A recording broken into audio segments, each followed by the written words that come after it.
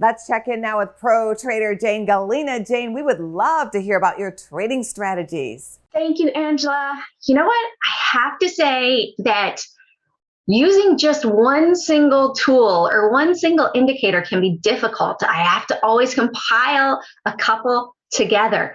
But my number one go-to is going to be the dark pools, where these really big, massive orders, like 1 million shares on VXX coming through, that tells me that there is going to be a big move.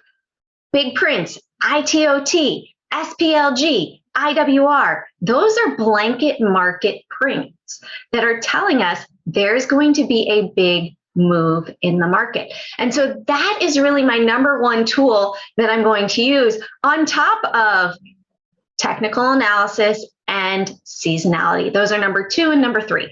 So right now, what I am looking at for this week and potentially going into the fall months is going to be IWM, the Russell 2000 Index ETF that has a basket of 2,000 stocks in it, as we have started to finally break down from a box of consolidation that started all the way back in February. In fact, if you look at it on the weekly chart, it is fairly easy to see that we have a support level roughly 212.50.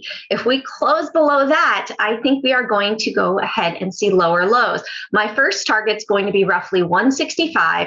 And then when you back it out even further, to a monthly chart, you can see that every time that we have 2 red months on IWM, we tend to pull back down to the 50 simple moving average, which would put us roughly at that 160, and a measured move of an ascending wedge would put us all the way down at 99. So I am looking at protecting longer term positions with IWM puts, also looking at XLF.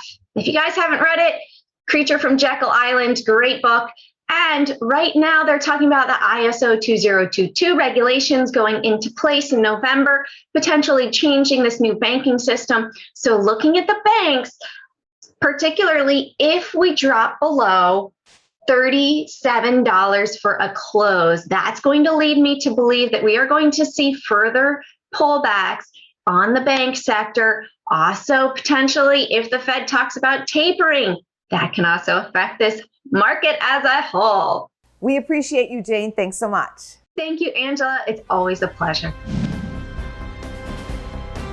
Go to businessfirstam.com for where to see our show on TV.